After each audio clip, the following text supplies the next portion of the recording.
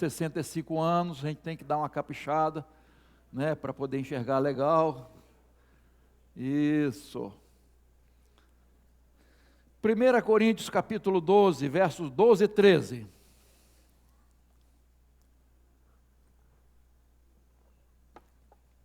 Diz assim a palavra do Senhor: porque assim como o corpo é um e tem muitos membros, e todos os membros, mesmo sendo muitos, constituem um só corpo, assim também é com respeito a Cristo. Pois em um só Espírito todos nós fomos batizados em um só corpo, quer judeus, quer gregos, quer escravos, quer livres, e a todos nós nos foi dado beber de um só Espírito. Amém, queridos? A gente tem abordado aí a unidade da igreja, a comunhão da igreja, e eu não quero fugir desse alvo, e esse texto está falando sobre isso.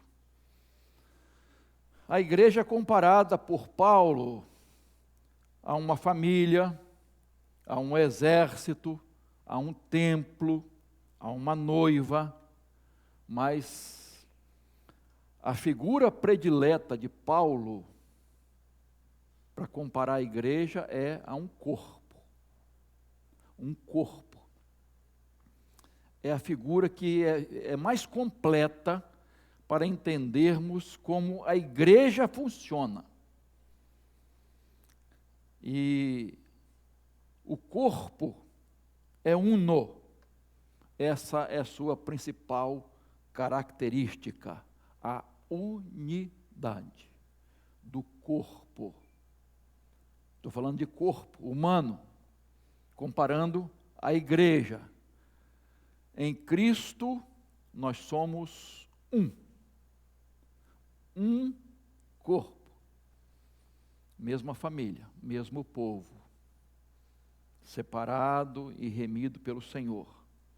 Somos um em Cristo Jesus. Isso só é possível, queridos, por causa de Jesus. Aos Efésios, o texto que Tiagão abordou muito bem sexta-feira, quem não veio perdeu, mas depois pode assistir. Paulo fala aos Efésios de um só corpo, um só Espírito, uma só esperança, um só Senhor, uma só fé, um só batismo, um só Deus e Pai de todos, qual é sobre todos, age por meio de todos e está em todos. É maravilhosa essa colocação de Paulo. Repito, isso só é possível em Cristo. Só Jesus pode nos tornar um. Só Jesus pode agir de maneira poderosa para unir a igreja, para a unidade da igreja, para a unidade do corpo, mesmo havendo diversidade. Porque todos os membros são diferentes, né? Alguns têm alguma semelhança, mas todos os membros são diferentes e têm a sua função, mas operam com unidade. E aí está a beleza do corpo e a beleza da igreja. O que mantém a igreja unida? Eu quero tratar de dois fatores que mantêm a unidade do corpo, a unidade da igreja. Primeiro, o sangue de Cristo. O verso 12 diz: porque assim como o corpo é um e temos muitos membros, e todos os membros, mesmo sendo muitos, constituem um só corpo, assim também é com respeito a Cristo. Agora vá lá em Efésios, se puder projetar aí, vamos lá, Efésios capítulo 2, 13 e 14, capítulo 2, mas agora, em Cristo Jesus, vocês que antes estavam longe, foram aproximados pelo sangue de Cristo, porque Ele é a nossa paz, e de dois povos Ele fez um só, e na sua carne derrubou a parede de separação que estava no meio, a inimizade. A maior missão de paz da história foi essa aqui, a reconciliação entre judeus e gentios. Fazer desses dois povos um só corpo, a igreja de Cristo, um só povo. Fácil foi? Não.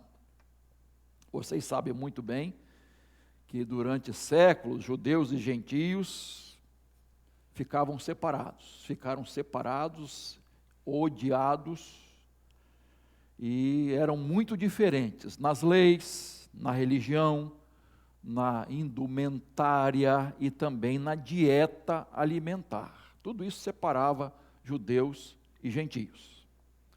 O livro de Atos vai contando um pouquinho da história de como Deus foi trabalhando, e não foi fácil para Jesus não, fazer essa reconciliação. Até entre os discípulos, vocês veem, não é? Lembra que quando Pedro teve aquela visão do animal, mata e come, quem sou eu, Senhor? Jesus estava mostrando a ele que ele precisava ir aos gentios, e que Deus quer fazer apenas um povo. A sua igreja é composta de um povo. Houve conferência em Jerusalém sobre isso, para acertar isso, para vencer esse problema. E aí a conclusão que chegaram foi essa: judeus e gentios são salvos da mesma forma. Não há diferença entre os judeus e gentios. Tanto que, não vou tratar disso hoje, mas a chegada do Espírito Santo lá em Pentecostes, né, agora minhas palavras, precisou ser repetida, não é repetida, mas um evento semelhante, para eles entenderem que os gentios também receberam o Espírito Santo de Deus. Às vezes a gente precisa entender, irmãos, o que é fato histórico na Bíblia. Domingo que vem a gente comemora o dia da Bíblia, né? E o que é relato, o que é doutrina. Há um relato, não é, professor de escola dominical? Às vezes é um relato que a Bíblia faz, não está fundamentando doutrina naquilo ali. Aquilo que aconteceu não tem que acontecer de novo. Aquilo que aconteceu com aquele irmão não tem que acontecer comigo. Então a gente tem que separar o que é princípio, o que é doutrina e o que é um relato histórico na Bíblia, que tem suas lições, claro, sempre tem. A Bíblia continua sendo nossa regra de fé e prática e é atualíssima. Mas isso aconteceu, aquela inimizade foi vencida, aquela parede foi tirada, inclusive no templo, né, que tinha a separação de judeus e gentios. Então, isso foi vencido pelo sangue do Cordeiro derramado na cruz. O sangue de Jesus derrubou as barreiras. E hoje ainda há barreiras, preconceitos, ideologias, racismos que separam as pessoas. Pense um pouquinho agora comigo no corpo. O corpo. O sangue passa por todos os membros do corpo. O sangue dá vida a todos os membros do corpo. Se por acaso houver interrupção, o que acontece, irmãos? Já era. Necrosou, tem que amputar. Tem alguma coisa? Não tem jeito. Morre. Antigamente, lembra que os mais antigos sabem, né, da minha idade ir para trás, que tinham umas simpatias para tirar verruga, né?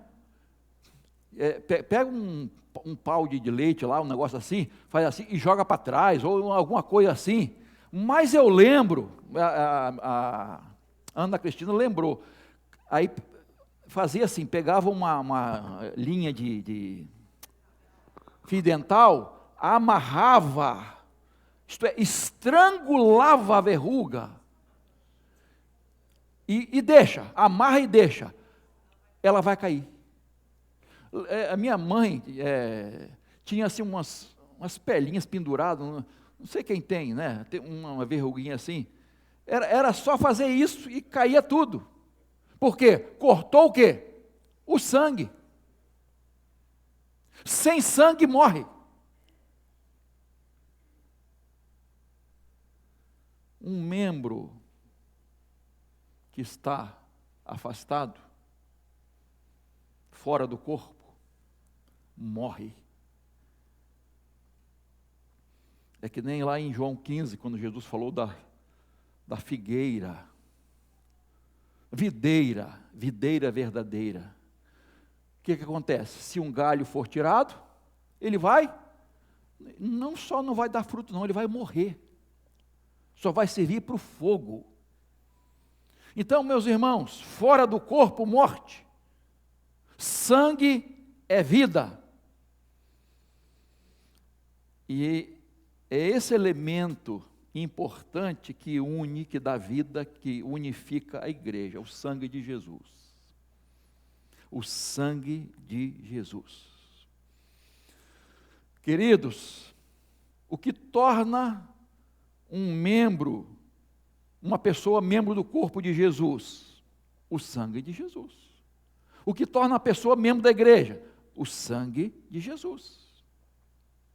E o que torna o corpo um só, a unidade? O sangue de Jesus. Vocês se lembram que lá na instituição da Páscoa, aquele cordeiro foi imolado, né, para cada família, a família pequena juntava e tal, e o sangue do cordeiro foi passado o quê? Nos umbrais da porta, em cima, embaixo e tal, símbolo de que aquele povo era o povo de Deus. O sangue do cordeiro identificava o povo de Deus, o lar que abrigava o povo de Deus. Meus irmãos, só pelo sangue de Cristo nós podemos ser um. Você está enfrentando alguma barreira? Existe alguma barreira entre você e alguém? Só pelo poder de Deus, irmãos, a gente vence nossas diferenças. Nós somos totalmente diferentes. A igreja não tem que ser igual, todo mundo igual. Nós somos diferentes, nós temos dons diferentes. E isso só é possível ter essa unidade pelo sangue de Jesus. Quem foi lavado e remido pelo sangue de Jesus. Caso contrário, irmãos, não haverá unidade. É impossível ter unidade. E o outro fator completa esse, que está no versículo 13, outro fator da unidade do corpo, é o Espírito Santo, verso 13. Pois em um só Espírito todos nós fomos batizados, em um só corpo, quer judeus, quer gregos, quer escravos, quer livres, e a todos nós foi dado beber de um só Espírito. Então, além do sangue, o Espírito nos torna um. O corpo é uno pelo Espírito Santo de Deus. 1 Coríntios capítulo 6, 19 diz assim: o nosso corpo é santuário, habitação do Espírito Santo de Deus. O nosso corpo. Agora eu quero fazer uma pergunta a vocês. Em qual membro do corpo está o Espírito Santo?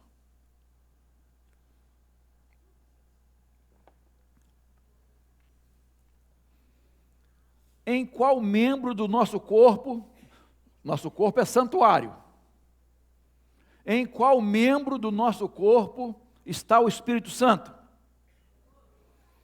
Muito bem, aí, gostei. Aí, Tiaguinho aí, que beleza. Em todos. Ah, mas não é no coração? Não é na mente? Não é em outro órgão? É no corpo. Corpo. O corpo abriga o Espírito Santo de Deus. O Espírito Santo está em cada um de nós. E isso começou quando? Alguém falou baixinho aí com medo, né? Conversão. Que a pessoa recebe o selo do Espírito Santo. Alguns preferem o batismo no Espírito Santo.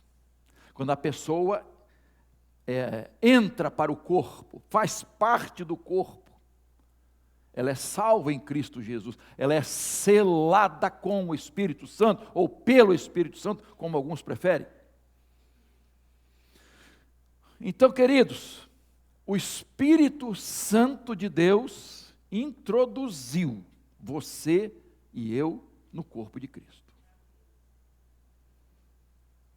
Nós fazemos parte do corpo de Cristo, porque o Espírito Santo nos regenerou, converteu o nosso coração, mudou a nossa vida. Nascemos de novo para uma nova vida, selou, encheu e enche a nossa vida. É o Espírito Santo de Deus. Então você pertence à igreja porque você tem o Espírito Santo. Você é igreja porque você tem o Espírito Santo, ou como alguns preferem, o Espírito Santo te tem. É o Espírito Santo que vai operar essa unidade na igreja, irmãos. Não é unidade denominacional,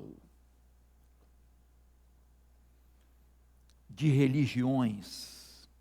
Não é uma unidade externa, mas é uma unidade mística, espiritual.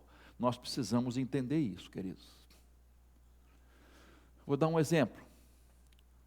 Falou-se, até hoje se fala ainda, né? Sobre ecumenismo. Um discurso muito bonito, uma bandeira bonita. Vamos acabar com as diferenças, vamos ficar juntos, vamos ficar unidos. Não importa a sua crença, não importa a sua teologia, não importa a sua ideologia, não importa o Deus que você adora, não importa. O importante é estarmos juntos. Essa é a ideia. Debaixo de um mesmo guarda-chuva. E qual é a ideia? De preferência, debaixo do guarda-chuva de quem? Do Papa. Me perdoe, né, os católicos, mas essa é a ideia do comunismo. Estarem todos sob o comando do Papa de Roma. Essa é a ideia principal do comunismo, do ecumenismo. O comunismo, olha, não é à toa que saiu essa palavra. O comunismo, tá, o socialismo tem um discurso muito bonito. Mas vai no fundo para você ver o que está acontecendo. O que aconteceu com as nações, com os países dominados pelo comunismo, pelo socialismo. Não preciso me delongar aqui, tá? Porque você já sabe de qual é salteado sobre isso. Não é isso que a Bíblia diz sobre ecumenismo, sobre unidade. Não é ecumenismo. Não é esse o ensino da Bíblia. Não existe unidade fora da verdade. Grava isso, meu irmão. Não existe unidade fora da verdade. Onde reina a mentira, o engano, jamais haverá unidade. Não existe unidade fora do Espírito Santo de Deus. Jamais. É impossível ser um com uma pessoa que não nasceu de novo. É impossível ter unidade com alguém que não foi lavado e remido pelo sangue de Jesus, que não é nova criatura, que não tem Jesus como único e suficiente Salvador, que não tem Jesus como Senhor. Você conhece muito bem um texto de 2 Coríntios, capítulo 6, verso 14 a 16, que fala de jugo desigual. Então esse texto, Paulo vai dizer que não há comunhão, não há unidade entre luz e trevas, entre justiça e iniquidade, entre um crente e um descrente, entre o santuário de Deus e os ídolos. Não há, é impossível. É impossível. Por isso, irmãos, todo o trabalho de Deus na condução do povo de Israel para não ter casamentos mistos.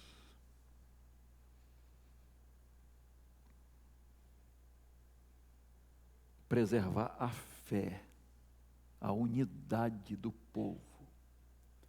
Se você quer depois fazer um estudo e ver a seriedade que é tratado, veja o final de Esdras e o final de Neemias, o último capítulo, encerrando.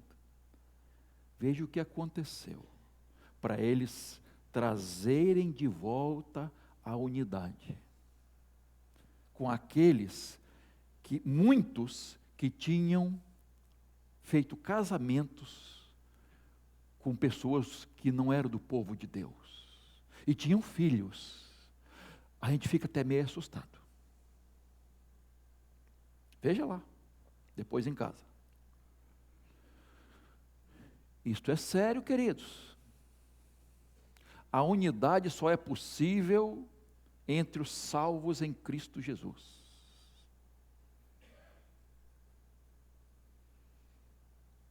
A unidade não é possível, irmãos, com aqueles que não estão realmente obedecendo a palavra de Deus, seguindo a Jesus.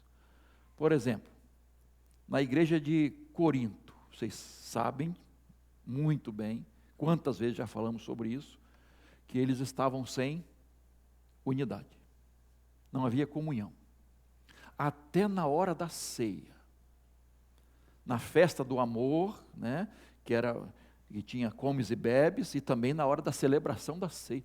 Queridos, Paulo chega a dizer assim, vocês não saem daqui melhores, vocês saem piores, depois das reuniões.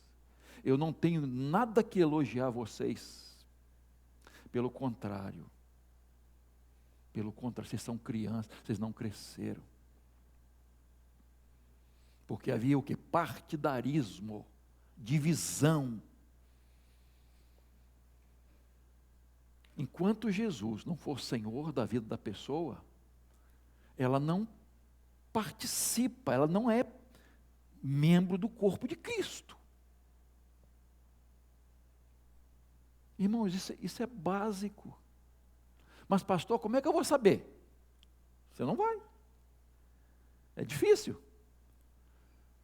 Judas estava entre os apóstolos. Estava perto de Jesus. Mas ele não estava unido ao colégio apostólico, à comunhão com Jesus. Por quê? Porque quem entrou no coração dele, na vida dele, não foi o Espírito Santo, foi Satanás. Então ele podia estar perto, mas não ter comunhão. Uma pessoa pode estar perto da outra, mas não está unida. Isso é claro, não é? Até debaixo do mesmo teto. Debaixo do mesmo teto. Um casal pode viver junto, mas não ter unidade, não ter comunhão. Porque é julgo desigual, pode ter julgo desigual. Então, meus irmãos, só pelo Espírito Santo de Deus, que sela e que converte, que move nossos corações para nos tornarmos membros do corpo de Cristo, ovelhas de Jesus, noiva de Cristo, lavados e remidos pelo sangue do Cordeiro, selados, batizados pelo Espírito Santo de Deus. Só assim.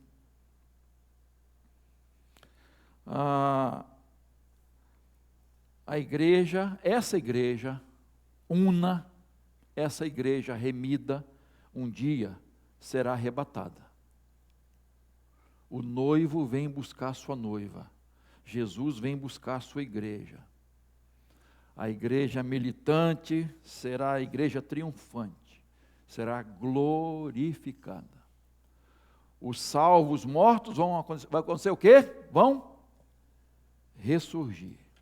E os salvos vivos serão transformados e irão todos com Jesus. Essa igreja, irmãos, não denominação. Estes salvos, remidos, lavados, transformados, selados, não importa de onde, do mundo inteiro, esses, repito, não é denominação, é salvação, é relacionamento, é comunhão com Cristo. Estes serão arrebatados, porque fazem parte de um só povo, de uma só igreja. Glória a Deus por isso, queridos. Somos unidos pelo sangue de Jesus e pelo Espírito Santo de Deus. Um só corpo, um só Espírito, pela graça e misericórdia de Deus. Dois fatores, então, que mantêm a unidade da igreja, o corpo vivo de Cristo, o sangue de Jesus, que alimenta cada membro, que dá vida a cada membro, que unifica a igreja, que torna a igreja, os membros interligados e interdependentes. Um não pode viver sem o outro. Você já viu um membro viver sem outro? É possível? E não há briga, irmãos. Você já viu alguém dando um soco no próprio rosto? Estou com raiva de você. Pum! Vou chutar você. Não. Só se a pessoa não tiver bem da cabeça. Ela não estiver bem emocionalmente e uma série de situações precisando de ajuda espiritual, médica. Ela precisa. Porque nós temos unidade, um ajuda o outro, um acompanha o outro, não é? Quando alguém está andando numa linha de trem, na passagem de nível, né? Como é que é ali? Qual é a placa que você vê? Pare, olhe e, não é? Para, os pés pararam, os olhos olharam, e os ouvidos estão ouvindo, e às vezes até a sensibilidade na linha, não é? Que o trem está chegando, que te avisa, até um cego passa bem, se tiver alguma deficiência nesse sentido. Por quê? Unidade, interligação, interdependência. Nós precisamos. Meu irmão, minha irmã, eu preciso de você, você precisa de mim. Nós precisamos uns dos outros. Não existe igreja, gente sozinha. Fala-se muito de desigrejados. Então Jesus fundou a igreja à toa? não tem importância? Tem muita importância, muita importância. Então, ninguém é igreja sozinho. Impossível. Não é corpo de Cristo, corpo vivo de Cristo. O Espírito Santo de Deus, que habita em cada membro, nos torna unidos. O Espírito Santo de Deus. Mas se foi salvo, remido, lavado pelo sangue de Jesus. E a pergunta é: você faz parte do corpo? Você é a igreja de Jesus? Você está unido à igreja? Qual é a sua participação como igreja?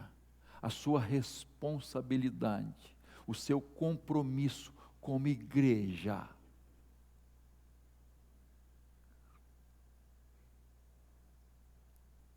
É importante a gente pensar sobre isso, irmãos.